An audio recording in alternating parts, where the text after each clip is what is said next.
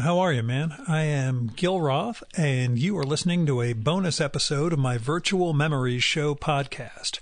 This is a COVID check-in episode where I record, remotely, of course, with a past guest of the Virtual Memories Show to find out how they're holding up during the pandemic, what sort of art or literature is helping them cope, and whether they're able to make art in the midst of it all. It's, for reference's sake, Friday, March 27th. I'm recording from northern New Jersey, and my guest this time around is Jim Ottaviani. He is the author of 13, and counting, graphic novels about scientists, ranging from physicists to paleontologists to behaviorists. His most recent is Astronauts, Women on the Final Frontier, illustrated by Maris Wicks and published by First Second. Now, one caveat, there is a little static on Jim's channel about 10 minutes into the conversation. Sorry. Here's us. Howdy, how you doing? Well, actually, that should be the starting question. How are you doing? Yeah, much better inflection for the situation. I'm actually doing fine. Thank you very much. How are you? That's a long and fraught question. I've been hoping none of the guests would actually ask me. So, has nobody ever asked you that? Come on. We're just starting with the series, and the first guest was really overwhelmed with her own life situation, so didn't ask. But yeah, it's as far as exposure, etc., fine over here. Mm-hmm. My lifestyle lends itself to self-isolation. Amy and I get along pretty well without having to interact with other people, and where we live, even though we're 25 miles from ground zero of New York City, yes, we're still pretty isolated. Live in the woods, basically, a lot of less density, so it's easy for us to get out and walk and not have to encounter people. But, yeah. How about you in Michigan? That's good in many ways. And yeah, I would say here in Ann Arbor, which is technically a city, but it's a very small city, and population density is nowhere near, like you said, New York City or anything like that. It's fairly easy to go for a walk, even on sidewalks, and, maintain the right physical distance from folks. So lifestyle, similarly, a lot of the work, both in the day job and certainly, writing comics, it can be done without ever seeing another human being for hours, days, maybe even weeks. Weeks is going to be tough. I really don't want to test the limits of my introversion here and find out, where the vein peters out and, empties into the magma core of horror. But that's what we're all headed towards. So, yeah, it's that issue with so many of the guests I've recorded with. A number of them can basically say, "This is the moment I prepared for my entire life." Right. It's social isolation is a way of life. But yeah, I think there's going to be those time limits or degrees to which we realize we really need to get out and see people. Sure, this is teaching us what primates really are. Yeah. Now, speaking of what you do and the writing comics and everything else, how has the science background helped or hurt your way of reckoning with everything that's going on? Oh, gosh. How often do you have to explain to non-science people who may be misunderstanding the math? Maybe not as often as you would think, but I've certainly had these conversations with folks, and some of it is, it's not even so much science, just as thinking logically through a couple things. For instance, and maybe the most clear example of this is when the governor said, nope, it's not just 2 weeks, it's now at least 4 weeks, talking with some other folks, like, that was pretty much inevitable, right? Given what we know about the gestation period. That's not the right term, is it? Gestation? Incubation. Incubation, yeah. Thank you. Incubation period of this virus. So you do 2 weeks, and then presumably most of the people who are infected. But now you've got to go at least another 2 weeks, right? Before you can determine who they infected. And so, it could never have been just 2 weeks, I don't think. Now, what the upper bound on that is, I don't think we know. But I guess when this got extended from the initial, maybe things will be okay by the end of March. It's like Yeah. the simple arithmetic wasn't in favor of that. I don't know nearly enough about epidemiology to do more than say, yep, already heard about herd immunity and know what that means. There's reasons to maybe be a little bit optimistic that more of us had it than we thought, and that's going to do good things. Unless we're all passing it along to people without realizing it. Exactly. Yeah. Well, right. I mean, the only way to be optimistic is to say a lot of us did have it, and it was so inconsequential for that population that we were able to do the thing that, we breathed on other people, and most of those other people didn't suffer dire consequences. That would be good. I don't think we know anywhere near enough about it. So, as Kat and I go for walks, and, something that comes up just about every day is like, we really need, the obvious thing that everybody's been talking about, much more testing. And I don't know, and you might know more about this since this is much closer to your area of expertise, but tests tests that will determine whether you have had it rather than whether the serological tests. Mm-hmm. Yeah, they're starting to push those, conceptually now. It's just serological tests will show whether you have antibodies that show you've been exposed to it. The problem is, even if you develop those tests, the testing capacity and processing in the labs is still going to be devoted to the actual diagnoses. So it might be something where we are collecting that info, but we're not able to do anything with it for a while until the resource need starts to dry up. Yeah, right. We gotta get people who are sick healthy. Yeah, it's faster. It's just it's sort of amazing to see it happen in with such speed. Knowing where we were 2 months ago, even a month ago. Amy and I were just getting back from Japan Sunday, the 23rd of February. Mm-hmm. We were nervous during that whole trip, largely because for everything people are saying about how Japan, they don't shake hands, everything is exchanging business cards. Mm-hmm. That's all BS. Every business meeting I had was the business card and then the handshake. And I was like, maybe we don't shake hands right now. Yeah, right.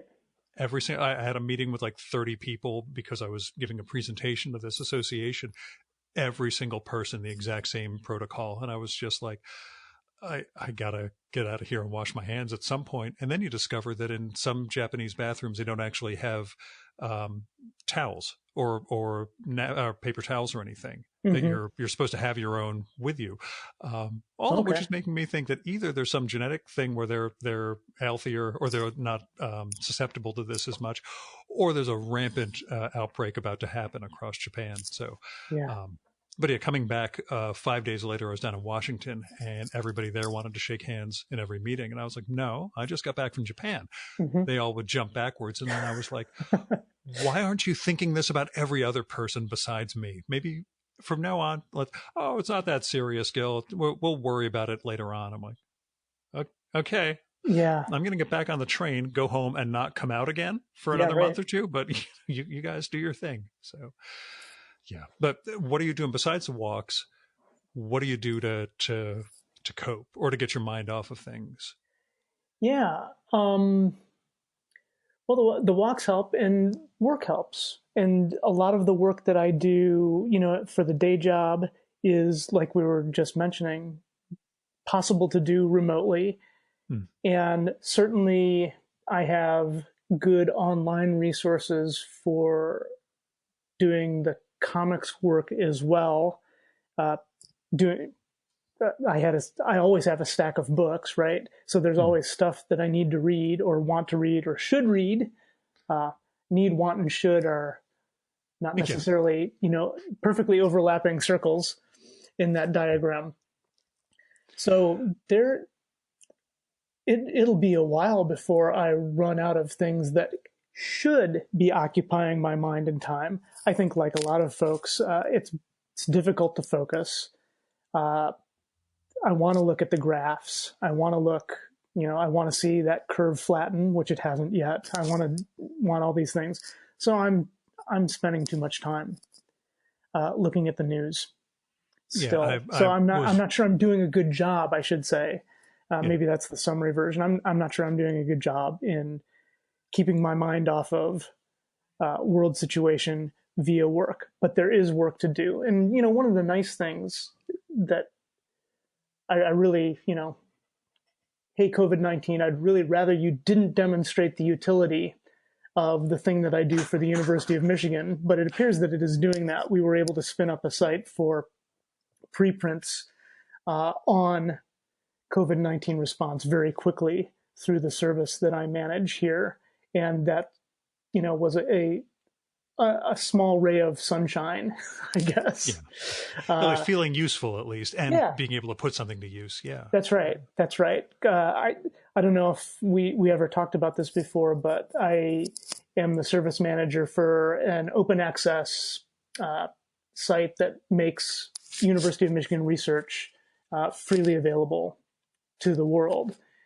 And, the sort of traditional academic stance is, oh, isn't that nice? That's really cute. But I will be publishing in, journal X, journal Y, whatever, and going through 100% of the peer review and the whole 24-month cycle, and making it freely available to others is fine, but who really cares about this particular bit of research that I'm doing? And besides, the reward system says that if I do it your way rather than the journal way, I may not get tenure. Right. Well, again, hi, COVID-19. I'd rather you didn't demonstrate the utility of doing things a little differently than the traditional academic wants to do. But here we are. So I'm glad that we do have systems in place that can respond more quickly. And as we're going to see, the entire tenure and university system is going to collapse after this when everybody realizes it's okay to learn stuff at home.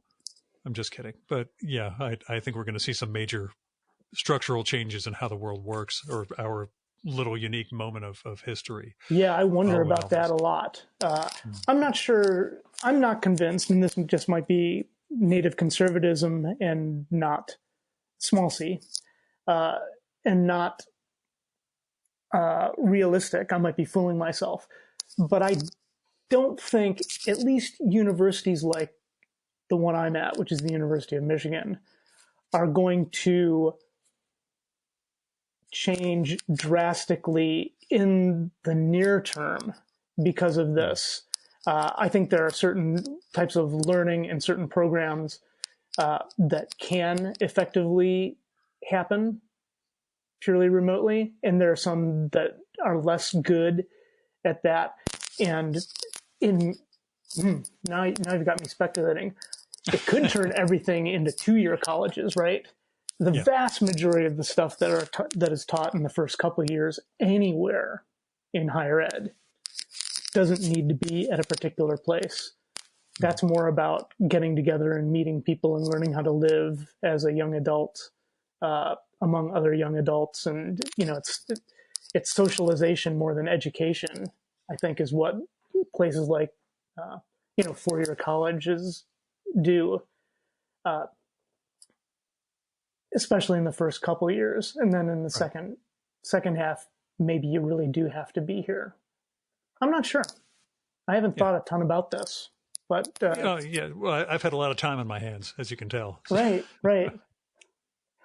Yeah, I wonder about all the institutions and things that we took for granted that we're going to revise how we deal with them going forward. Yeah. But I'm glad you said you were also not able to focus quite as much on reading as you would like, because I've been in the same boat. There's just a couple of books I'm supposed to be working on, and I just can't sit down and read extensively. I'm hoping this weekend I'll be able to. Last weekend was spent in a state of anxious paralysis over legislation that Senate was working on, because we were afraid it was going to inadvertently target my guys, the companies I represent. So every time I'd get working between the infection numbers and then the, oh God, don't put something in this bill that's going to screw up the drug manufacturing process.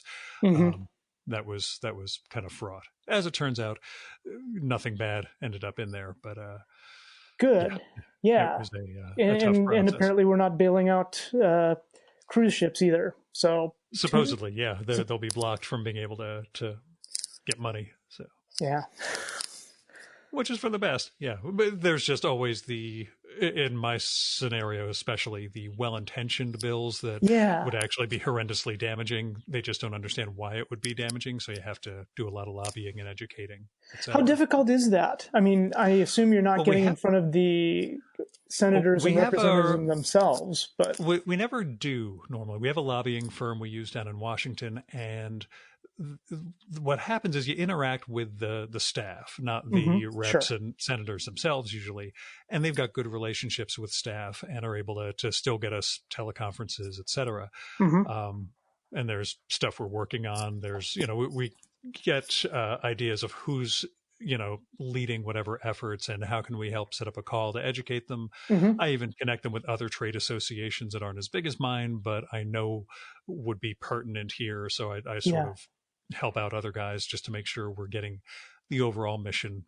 accomplished, basically, that we take care of the things we need to take care of without damaging industrial productivity here and around the world. My big thing is that as much as it's about America, when you're dealing with this, in any press release I do, I still mention helping patients globally, not helping American patients only, because ultimately we're all connected. Again, speaking, hoping for a little little tiny wisps of silver lint in this giant horrible cloud we're living in. Maybe we can learn that that's the case, and that no matter what, xenophobia and nationalism are going to go rampant. But at least that's my fear. But I'd like to think of us as seeing the world connected, but I think people will fall into and if we just close the borders, that'll fix things. That works. Mind instead. So well. I know. Yeah, well, we'll end up like Christopher Brown, this great science fiction novelist I've done a couple of shows with, has a dystopian future he's done 2 novels of, where essentially Canada blocked the borders with the U.S., not vice versa. When the apocalypse started to hit, Canada separated itself and forcibly detains and ships Americans back into the U.S. if they try and sneak into Canada. Wow. Which we're, again, rapidly heading toward, but they're really good novels. Tropic of Kansas and Rule of Capture. I'll send you links to those. Yes, please. I was about to type, but I'd probably make really loud clackety noises on the machine. No worries. My whole thing is connecting everybody. So binging on TV or movies at all? Or you've been pretty much reading and working? Or trying to read and work? I'm not going to mention the TV show that we just watched straight through for a week because I didn't think it was very good. Oh, okay. I thought it was a guilty pleasure one instead. No, it was a guilty meh to me. Okay. Kat liked it a lot more. But anyway, I'm not going to promote this too much. We are probably going to... we finished season 4 of The Americans last week. And so we have 2 more seasons. And that is something that is not terribly uplifting, but it's so well done. That I think we'll finish that series.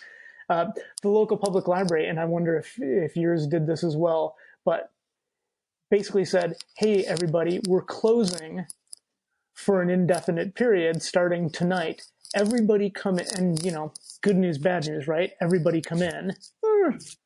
Yeah. Not great, but at the same time, everybody come in and check out all the stuff that you think you might want to read and see for the foreseeable future. It might as well be in your house. What a bullshit term foreseal future is, but go on.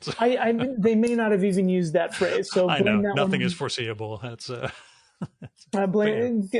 Yeah. Put the blame on me for saying it, not them. But anyway, so yeah, we grabbed the last 2 seasons. We had the 4th season already. We sometimes rip these onto a laptop and then watch them at more of our leisure than you don't understand. we've stayed on Netflix's DVD thing for years. At twice a week, we get DVDs. I rip them. Everything is on a big ass Drobo that I have here at home. Yeah, This gigantic catalog of movies and TV shows, in addition to the streaming stuff and everything else. Right. So if the internet goes down, we still have this ridiculous amount of entertainment. Yeah, we can do the same. Yeah, well, the chuds, close in on our house, I guess. So yeah, we do the same. We're assiduous about deleting things once we've watched it. This is just a more extreme version of time shifting, right? Yeah. Oh, in our case, the Drobo is like 18 terabytes, so it really doesn't matter. You don't need to delete anything. Oh my gosh! I stacked this thing up with a bunch of like 6 terabyte hard drives, and everybody laughed once upon a time, but yeah, no, I just loaded everything up, and I just figure I never want to have to worry about space again. So you're a media prepper.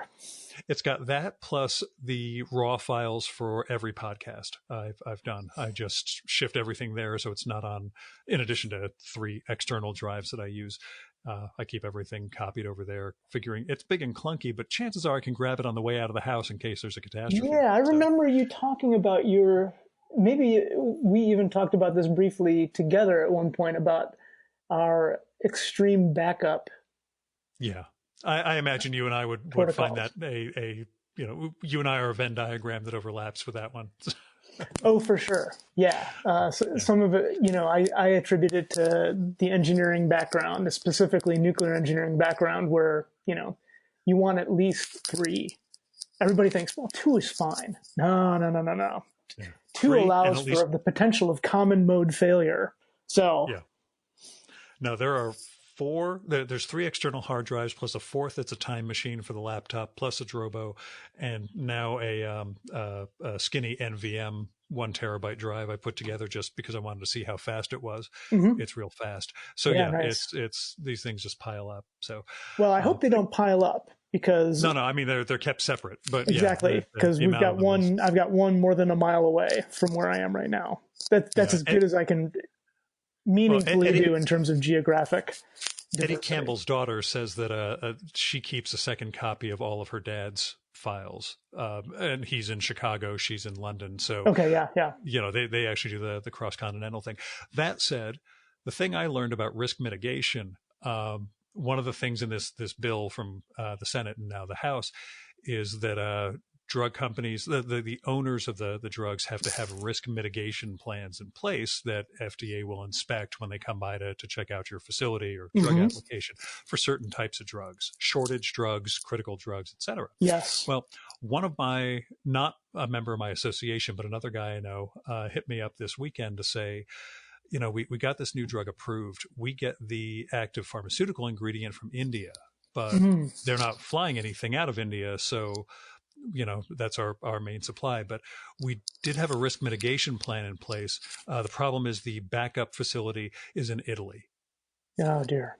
Yeah. And that's one of those where we've tried to explain to Congress and the FDA, you may have a risk mitigation plan and this doesn't have to be for drugs. This can be for anything in life. Mm-hmm. You may have planned for all sorts of contingencies. You are not going to plan for everything. You can have a 2-continent supply chain set up, with redundancy built in, and both of those continents may get blown up and you will be left without your key need or whatever else your risk plan is. So so we're all doomed is what I'm saying. But at least for now we've got comics, and that's important. It's been great talking to you, Gil. I know. I raise everybody's spirits. So last question. What are you writing, or is it something you can talk about in terms of comics making? Yeah, well, there are 2 books that I can talk about, and then there are a number of pitches that probably I can't because they haven't been, I'm not sure where they are in the pipeline. And of course, things are, I'm certain with most of the publishers on hold right now anyway. So there were pitches in that had been requested, but that was like February 15th. Yes. And, who knows? But anyway, there's 2 books that are actively in the works. One may actually come out the end of this year. Fingers crossed and all that stuff. I did an adaptation of a prose book, which was a new thing for me. The publisher of E.O. Wilson's Naturalist approached me a few years ago and said, hey, we'd like to do a graphic novel version of this thing. And I initially had to admit that, gosh, I've read, this and that by Wilson, but I haven't read that book. So they sent me a copy to look at and see if I thought it was feasible. And, within how many pages? I'm flipping through the copy right now. Where did I start underlining? Yeah, page 1. Yeah. Basically. It seemed to me to be adaptable. And so went on with that. And it turns out it was really a ton of fun. And also, don't tell the publisher, it was surprisingly easy in the sense that one of the strictures that they gave me was don't depart from the book. The book is the text. So that freed me from literally months, right, of additional research and reading and putting things together, rearranging all the stuff that you do. And so that is just about complete art-wise, maybe a third complete coloring, but we're on a pretty fast schedule. And again, working with freelancers, these folks have so far, their health is good, so that's grateful for that just in and of itself. But they can continue to work. So that may come out at the end of the year. We certainly want it to. And again, actually a lot more fun than I would have anticipated. I thought of it as a challenge, but it was a challenge that was also enjoyable. Great. And then another book that's underway is the third book of what I guess might be a trilogy that started with Feynman and went through Hawking. And then we're going to go back in time for the last of the big picture physicists. And this is actually a book about Einstein. Yeah. And I never thought I would do one, but for a second, really wanted one. And, I thought, well, let me see if I can put together a pitch that interests me enough about him to do it. And in the end, obviously, I was able to do that and was able to take an approach, very formalistic in terms of using comics in a specific way that was interesting to me and I think works. The editors seem to think so, and the artist seems to be enjoying the work on that. That's going to take a while, though. It's another big, thick book, similar length to Hawking and Feynman. So that's probably a couple years out. I'm happy about the idea of something being a couple of years out at this point. You get what I mean, right? I hear you. Yeah. That idea that we'll be around here in a couple of years. And I hope to have you back on the show. Although my new practice will be changing the little mic covers, those little foam covers for the microphone. Uh-huh. I'll be changing those for each guest. So that way, in case I was, somehow podcast patient zero, right. Spreading. Yeah. Well, that's nice. Are they washable? I don't know. I ordered a stack of them when this was first rolling, when I thought I would still be able to do in-person shows. Yes. I haven't done one since, but I had maybe that would be just for hygiene's sake. I know nobody's getting up and licking the little mic covers, but still. Yeah, I wonder what you would have to do in terms of, it depends on the pathogen, right? Some things are just going to sit there and eventually die up or go inert or whatever viruses do. What do you call it? They don't die because they're not really alive. Yeah, but they lose the ability to become unviable or whatever. Yeah. But final question: did you learn more about hand washing than you thought you knew through this whole thing? Yes. So so something that I mentioned, I can't remember who it was, but I was talking to somebody else, and I said, what I learned was I'm much better about not touching my face than I thought I was, and much worse about hand washing than I thought I was. In short, I used to think I was bad about touching my face and good about washing my hands, and I was a little bit wrong about both of those things. So yeah, I never washed for 20 seconds. No way. Because I'm noticing the difference in that you really start to smell the soap after about 10 seconds. And that was not an experience that I remember. You pick up the soap, you sort of smell it as you're bringing it into your hands, and then you lay it down, and then you never smell it again. If you go 20 seconds, you start smelling it coming off your hands, even if it's like even if it's an unscented soap. Yeah. The other best practice I picked up was turning the water off.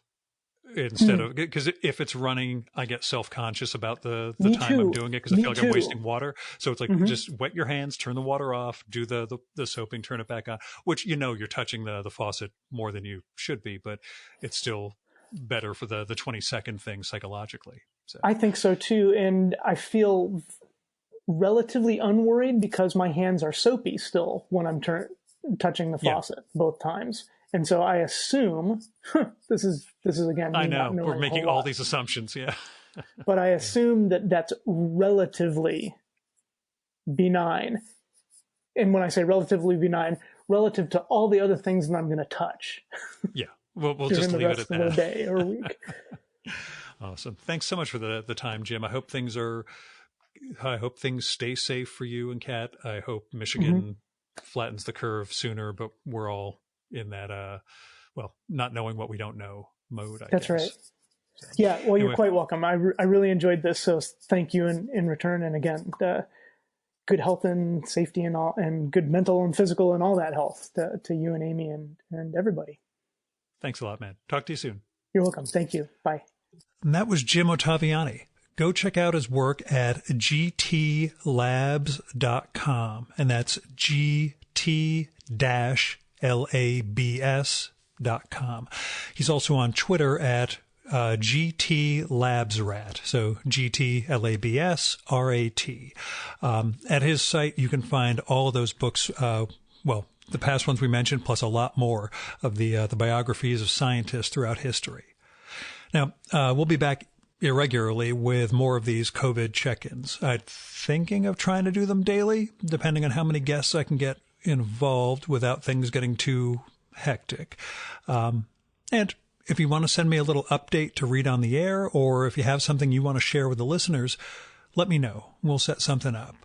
I'm at groth18, that's GROTH, and the number is 18, at gmail.com. And you can find contact info at the podcast websites, vmspod.com or chimeraobscura.com/VM. I'm Gil Roth. This is a bonus episode of the Virtual Memories Show, and thank you for listening. Stay safe and wash your hands.